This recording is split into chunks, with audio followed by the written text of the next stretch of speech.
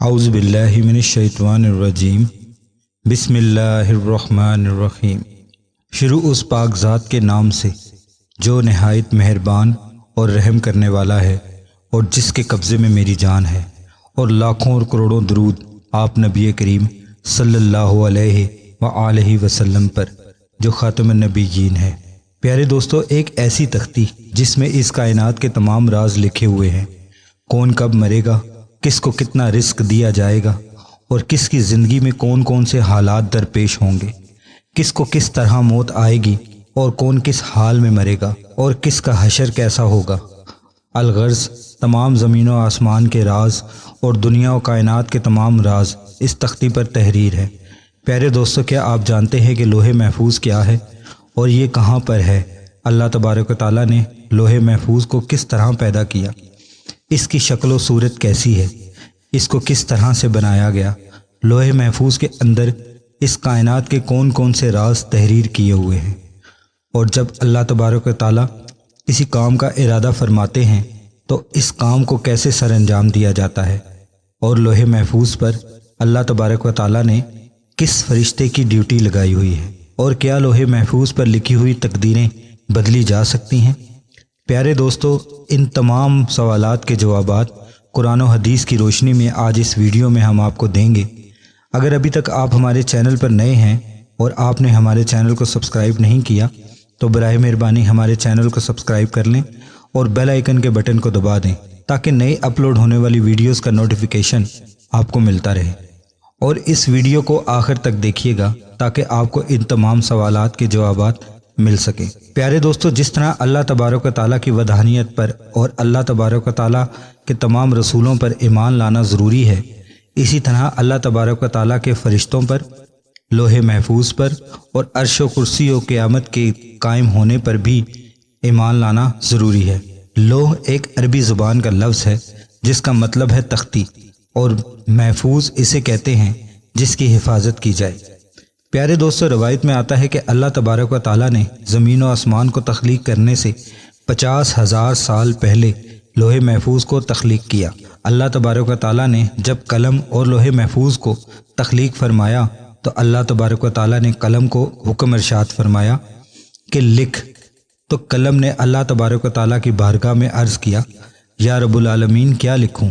تو اللہ تبارک و تعالیٰ نے ارشاد فرمایا، اس کائنات کی ابتدا سے لے کر انتہا تک تمام معاملات لکھ دے۔ تو قلم نے اللہ تبارک و تعالیٰ کے حکم کے مطابق لوح محفوظ پر تمام معاملات کو لکھ دیا۔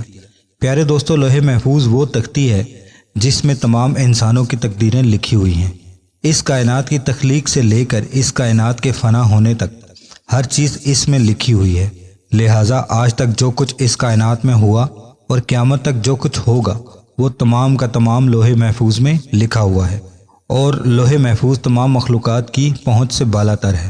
کوئی بھی انسان یا شیطان اس تک نہیں پہنچ سکتا، جیسا کہ بخاری شریف کی حدیث میں ہے کہ حضور پاک صلی اللہ تعالیٰ علیہ وآلہ وسلم نے ارشاد فرمایا کہ اللہ تبارک و تعالیٰ نے لوح محفوظ پر ہر چیز لکھ دی اور آسمان و زمین کو پیدا کیا، اور قرآن پاک کے بہت سارے مقامات میں بھی لوح محفوظ کا ذکر ملتا ہے، جیسا کہ اللہ تبارک و تعالیٰ سورہ برج میں ارشاد فرماتے ہیں، بلکہ یہ قرآن ہے جو لوح محفوظ میں لکھا ہوا ہے۔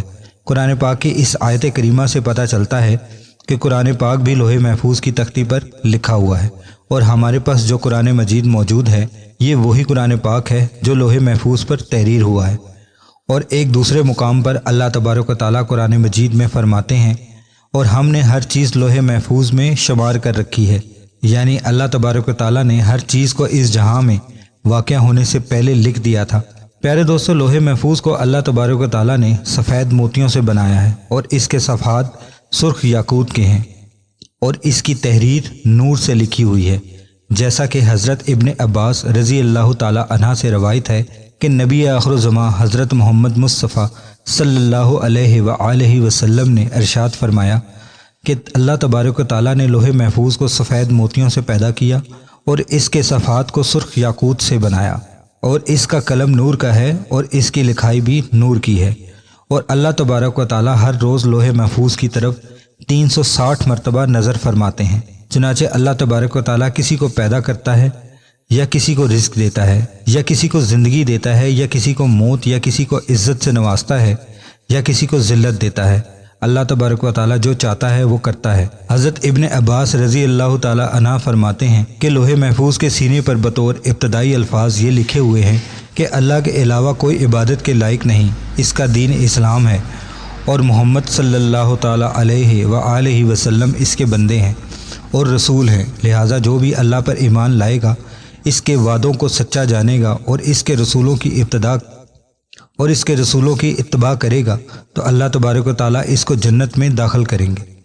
پیارے دوستو، لوح محفوظ پر اللہ تبارک و تعالیٰ نے اپنے مقرر فرشتے حضرت اسرافیل علیہ السلام کی ڈیوٹی لگائی ہے، جیسا کہ ابو سنان رحمۃ اللہ علیہ فرماتے ہیں کہ اللہ تبارک و تعالیٰ کے سب سے زیادہ قریب لوح محفوظ ہے جو عرش کے ساتھ لٹکی ہوئی ہے۔ جب اللہ تبارک و تعالیٰ کسی شے کا ارادہ فرماتا ہے تو لوح محفوظ میں لکھ دیتا ہے، تو یہ لوح محفوظ حضرت اسرافیل علیہ السلام کے ماتھے سے ٹکراتی ہے، جبکہ حضرت اسرافیل علیہ السلام اللہ تبارک و تعالیٰ کی عظمت کی وجہ سے اپنے سر کو جھکائے ہوئے ہیں اور اپنی نظر کو نہیں اٹھاتے۔ جب لوح محفوظ کی تختی حضرت اسرافیل علیہ السلام کے ماتھے سے ٹکراتی ہے تو آپ اس میں نظر کرتے ہیں، اگر اس میں اللہ تبارک و تعالیٰ کا حکم آسمان والوں کے متعلق ہوتا ہے تو حضرت اسرافیل علیہ السلام حضرت میکائیل علیہ السلام کے سپرد کر دیتے ہیں، اور اگر کوئی حکم زمین والوں کے متعلق ہوتا ہے تو حضرت اسرافیل علیہ السلام اس حکم کو حضرت جبرائیل علیہ السلام کے سپرد کر دیتے ہیں۔ سب سے پہلے روز قیامت جس چیز کا حساب ہوگا وہ لوح محفوظ ہوگی۔ پیارے دوستو، جب روز قیامت اللہ تبارک و تعالیٰ لوح محفوظ کو حساب کے لیے بلائیں گے تو اس کے سب جوڑ کانپ رہے ہوں گے۔ اللہ تبارک و تعالیٰ لوح محفوظ سے فرمائیں گے کہ کیا تو نے میرے حکم پہنچا دیے تھے؟ تو لوح محفوظ اللہ تبارک و تعالیٰ کی بارگاہ میں عرض کرے گی، جی ہاں یا رب العالمین۔ تو کہا جائے گا کہ تیرے حق میں کون گواہی دے گا؟ تو وہ اللہ تبارک و تعالیٰ کی بارگاہ میں عرض کرے گی، حضرت اسرافیل علیہ السلام۔ تو اس وقت حضرت اسرافیل علیہ السلام کو بلایا جائے گا۔ اس وقت حضرت اسرافیل علیہ السلام کے بھی جوڑ کانپ رہے ہوں گے۔ اللہ تبارک و تعالیٰ حضرت اسرافیل علیہ السلام سے فرمائے گا، تو کیا تجھے لوح محفوظ نے میرے تمام احکامات پہنچا دیے تھے؟ تو حضرت اسرافیل علیہ السلام اللہ تبارک و تعالیٰ کی بارگاہ میں عرض کریں گے، جی ہاں یا رب العالمین۔ اس وقت لوح محفوظ کہے گی کہ سب تعریفیں اس اللہ تبارک و تعالیٰ کے لیے ہیں جس نے مجھے بڑے عذاب سے نجات عطا فرمائی، اور پھر اسی طرح حساب و کتاب کا سلسلہ ہوتا رہے گا۔ پیارے دوستو، بات کرتے ہیں کہ لوح محفوظ کی تقدیر کو بدلا جا سکتا ہے۔ کیا واقعی ہی تقدیر دعاؤں سے بدلی جا سکتی ہے؟ اس کے بارے میں روایت میں آتا ہے کہ تقدیر 3 قسم کی ہوتی ہیں۔ پہلی تقدیر وہ ہوتی ہے جو عام انسان کی دعا کی وجہ سے اللہ تبارک و تعالیٰ بدل دیتا ہے۔ دوسری تقدیر وہ ہوتی ہے جو اللہ تبارک و تعالیٰ اپنے خاص بندوں یا اپنے انبیاء کرام کی دعاؤں کی وجہ سے بدل دیتا ہے۔ ان 2 قسموں کے اندر تو تقدیر کو بدلا جا سکتا ہے، لیکن تقدیر کی تیسری قسم وہ تقدیر ہے جو لوح محفوظ پر تحریر ہے۔ اس تقدیر کو بدلا نہیں جا سکتا، حتیٰ کہ لوح محفوظ پر لکھی ہوئی تقدیر کو بدلنے کے لیے کوئی نبی بھی دعا کرے تو اللہ تبارک و تعالیٰ اسے روک دیتے ہیں۔ معلوم ہوا کہ لوح محفوظ پر جو لکھا ہوا ہے اس میں کسی قسم کی کوئی تبدیلی نہیں کی جا سکتی، اور لوح محفوظ پر لکھی ہوئی تقدیر کو کسی طرح بدلا نہیں جا سکتا۔ البتہ کچھ تقدیریں ایسی ہوتی ہیں جس کو اللہ تبارک و تعالیٰ صحیفوں کی شکل میں فرشتوں کو عطا فرماتے ہیں، تو وہ تقدیر اللہ تبارک و تعالیٰ کے نیک بندوں، اولیاء کرام اور اللہ تبارک و تعالیٰ کے انبیاء کرام کی دعاؤں سے تبدیل ہو جاتی ہیں۔ اللہ تبارک و تعالیٰ سے دعا ہے کہ اللہ تعالیٰ ہمارے تمام صغیرہ و کبیرہ گناہوں کو معاف فرمائے اور اپنے پیارے حبیب حضرت محمد مصطفیٰ صلی اللہ علیہ وآلہ وسلم کی شریعت کے مطابق زندگی گزارنے کی توفیق عطا فرمائے اور ان کی محبت کے اندر جینا اور مرنا نصیب فرمائے۔ ہماری دعا میں شامل ہونے کے لیے کمنٹ باکس میں آمین لکھ دیا کیجیے۔ اگلی ویڈیو تک اجازت دیجیے۔ السلام علیکم ورحمۃ اللہ وبرکاتہ۔